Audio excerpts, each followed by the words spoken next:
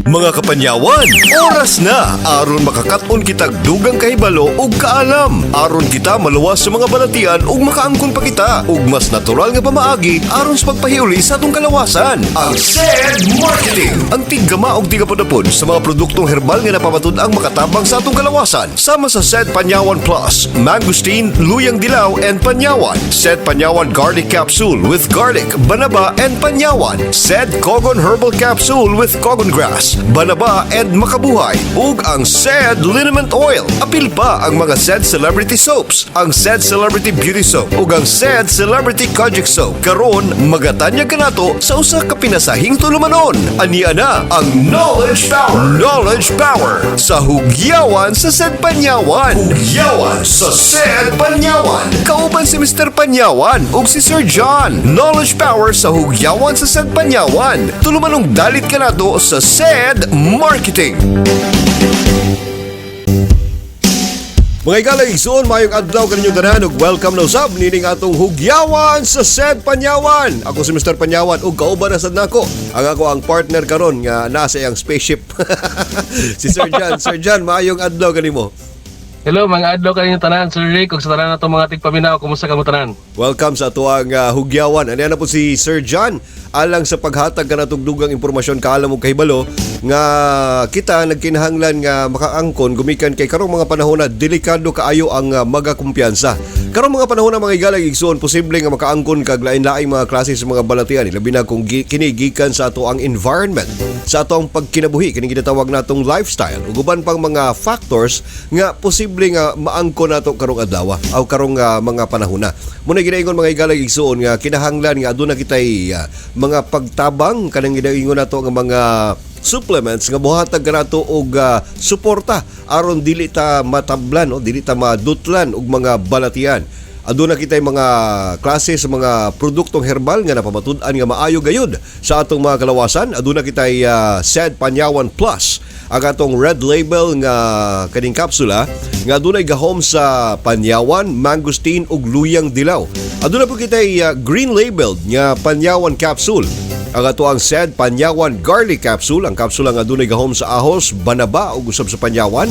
And of course ang atong brown labeled nga Panyawan Capsule, ang SED Cogon. Ang nag-inusarang klase sa kapsula nga adunay gahom sa Cogon Grass. Kaning Cogon Grass mga igalang igsoon na pamatud-an kini nga daghan kinig benepisyo sa atong kalawasan.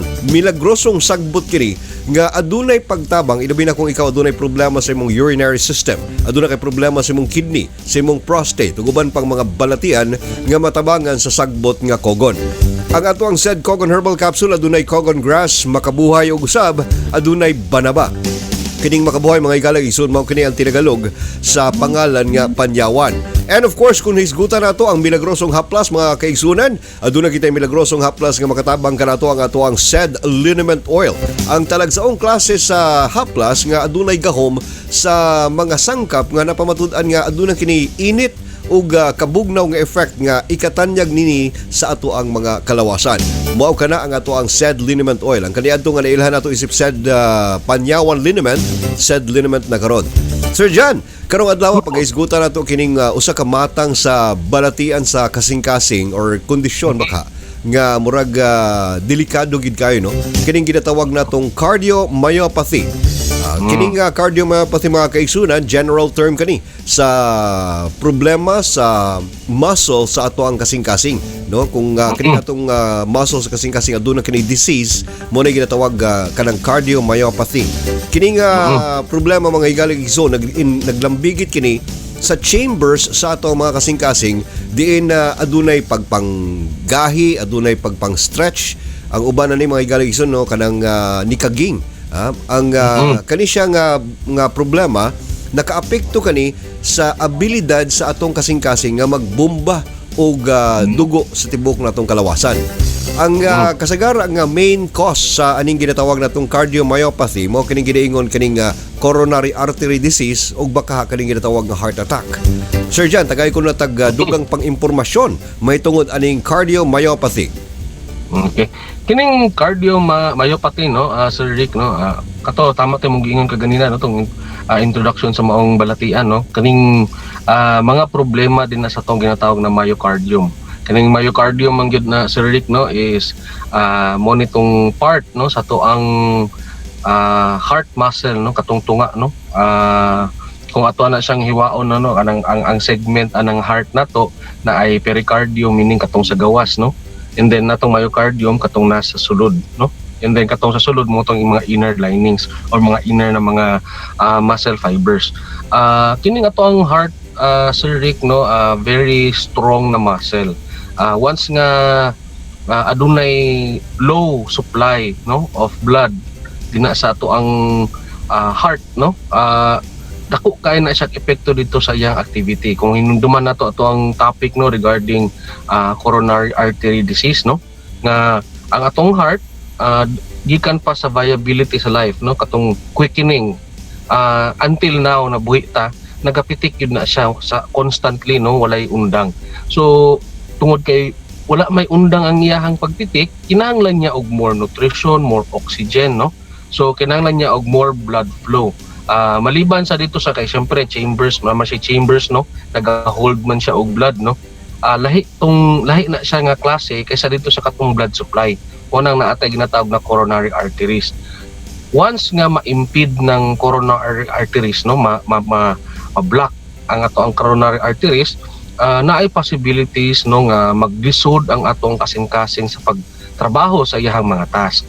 So katong task niya sa pagpump og blood no adto sa tuang mga lain parte sa tong lawas kana no dako kay nag-epekto and makapoy ang atong kasing-kasing.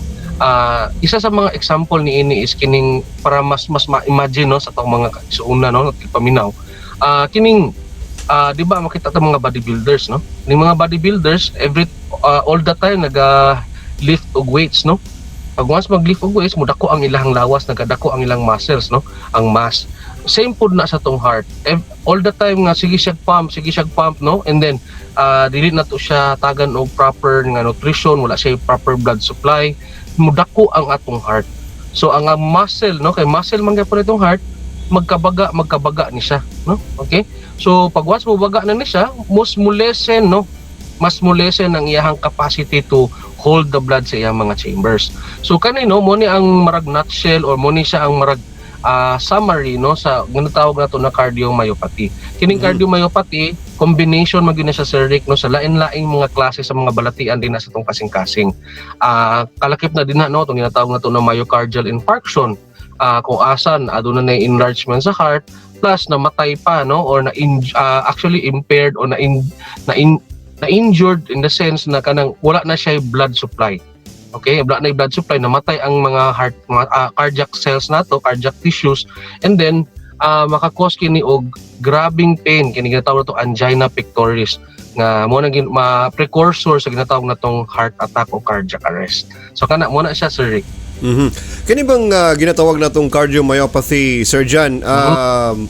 Kuan ba ni siya? Pwede ba ni siya matawag nga genetically kanang sitaw kana bitawng mapasa gikan sa ginikanan padulong sa other pang pamilya kumbaga hereditary ba or tungod lang pug kini sa ato ang pag-abusar sa atong lawas? Actually both no Sir Rick no. Kining any heart problems is hereditary. So mo nang kutay once in a family nga naay problem sa heart ginapangutana ginato na no part sa family history kung asthmatic ba siya, naba sila diabetes, part din itong naba sila problem sa heart no. So na sila problem sa heart bisig unsa ba naaba sila mga buslot, naba mga problem sa mga valves, naba problem sa mga chambers, sa muscles, anything. Kay tungod nagapataas kini sa risgo no o sa percentage nga pwedeng makasinati ang mga bag-o mga kabatanunan. Ang the other side no bisan pa man no nga walay family history sa heart problem, dako gyapon kay tagrisgo kung ang usa ka tawo adunay bad habits or wrong ang ilang lifestyle plus na sila yung mga vices no nga ginabuhat mo ni ginatawag wrong habits nga which makakos no og katong dugang or ginabutang niya at risk no ang iyahang heart dito sa katong mga ginatawag nato na mga cardiac problems or any other na mga cardiovascular system na mga diseases. So kana siya, Sir Rick. Kini namang pagpanigarilyo, Sir John, usab ra ba kani sa mga matawag nato nga hinungdan nga nung posibleng makaangkon og sakit sa kasing-kasing ang usa ka tawo? Siyempre no, ang aso sa sigarilyo no naga-compose og libuan ka mga chemical which is very poisonous actually no sa ato ang mga internal organs, labaw na sa atong muscle sa heart no. Regarding or relating to the cardiomyopathy nga illness no. Tungod no, once nga one point lang ang 1 point aniya or isa ka example ni ini is once nga mo breathe ta og aso, okay, from the smoking, gina-decrease na to ang oxygen level sa atong ginahanggab no or kani atong gina-inhale. So once nga magbaba ang ato ang oxygen level sa atong blood kay wala na may oxygen yang makuha no kay puro aso. Syempre ang imong other body parts no nagalihok ta nanginahanglan og oxygen. So kinahanglan mo pump ang heart og sobra. Kailangan niya siya mo pump kay aron nga magbalik-balik ang dugo makakuha na pud siya og oxygen, ihatod na pud niya, balik na pud siya sa heart. So inana nga proseso no. So utong ginaingon to gani nga pag once nga magsigig exercise ang muscle, sige siya exert no. Sige exert og more effort sa pagpumping, mudako ang atong heart. So kana no, mo na siya ang usa lang ka sample ni ana no, wala pa ta nagstorya og uban pang mga mayunta mga chemicals ni ana, arsenic, mga basta uban pa nga mga chemicals ni ana nga maoy mahimong rason no dito sa katong pagkamatay sa yang mga heart tissues or cardiac tissues plus katong pag kipot sa mga coronary arteries no kana na mga very fatal ang product no kung or result no kung ang usa ka tawo nagpadayon pagyapon sa pagpanigarilyo, kaning pag-inom ug uban pang mga bad habits bisan dili matulog no dako kay nang epekto din na sa tuang kasing-kasing. So kana siya, Sir Rick. Okay. Siguro maayo kayo nga maggamit sa mga produktong herbal sa said marketing no kay matud pa kining panyawan manggod aduna kini pagtabang sa mga tissues and cells nato sa atong mga lawas nga kung kita adunay kanunay nga pagtumar sa mga said panyawan products usama pananglitan kining atong said panyawan plus nga adunay mangosteen ug luyang dilaw murag dako ang tsansa nga mapahimsog pa nato kining atong mga kasing-kasing. So kada labaw na ning said panyawan with garlic no katong green label na to no mo na itong ginatawag na pang antay gyud nato sa to ang mga lifestyle diseases. So kaning mga heart problem man gud nato is part man ni sa long process of illness no. So dili lang ni siya pagkaugma dayon na sakit na dayon ka. So tungod sa mga wrong na mga lifestyle no nag-accumulate siya so mo nang makaproduce o naga-result siya into something na very bad nga illness sama sa kaning cardiomyopathy. So sa tabang no sa said marketing sa said panyawan garlic no matabangan niya dito tong kasing-kasing na mas ma-relax siya no muhinay ang katong paspas nga pagpitik no.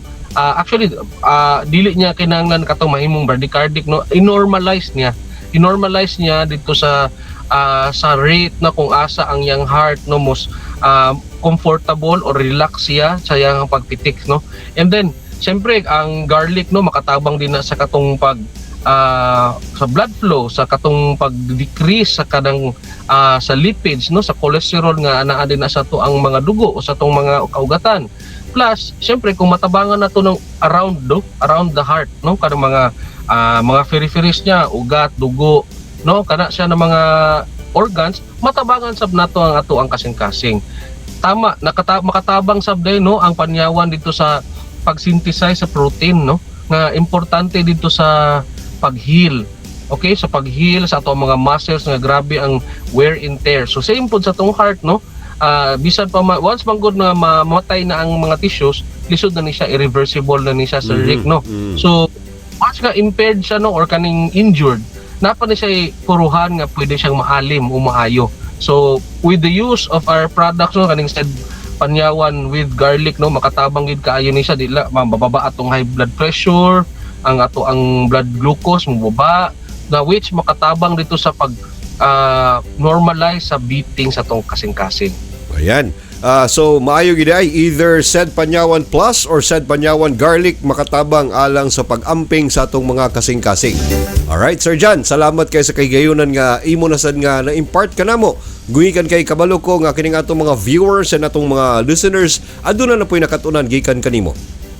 Salamat sab kayo Sir Rick no sa chance no nga maka-share na sab sa inyo sa mga atong mga tigpaminaw nga unta nga magpadayon sila sa pagpaminaw o pagsuporta sa atong programa. Like and share gyapon sa to ang mga pages no og aron nga aduna ubay-ubay pa ka makat-on no sa ato ang mga sa atong programa dinhi sa kahanginan. Salamat. Okay. Sa itong mga kaigsunan diya, timani kanunay nga doon na kita mga produktong herbal nga makatabang gayud sa itong mga kalawasan. Sed Panyawan Plus, Sed Panyawan Garlic, Sed Kogon, o gusab kaning atong Sed Liniment Oil. Kini si Mr. Panyawan nagaingon kung aduna manggali kay mga balatian. Sandig na karon sa mga produktong herbal nga ginama sa Sed Marketing. Kaya ang mga produktong herbal sa Sed Marketing tatak magaling. Inyong nabati og nasaksiyan ang atong talagsaong tulumanon nga hatod kanato sa Sed Marketing, ang knowledge power sa hugyawan sa Sed Panyawan. Kauban si Mr. Panyawan ug si Sir John. Tulumanong hatod kanato sa Sed Marketing, ang tigama ug tigapunapod sa Sed Marketing products sama sa Sed Panyawan Plus, Sed Panyawan Garlic Capsule, Sed Kogon Herbal Capsule ug ang Sed Liniment Oil. Apil pa ang Sed Celebrity Soaps, ang Sed Celebrity Beauty Soap ug ang Sed Celebrity Kojic Soap. At ang ilang gihapon kini katulumanon aron kalugangan pa ang imong kaybalo alang sa pag-angkon sa mas maayong panglawas. Hangtod sa sunod nga higayon, daghang salamat sa inyong paglantaw ug pagpaminaw.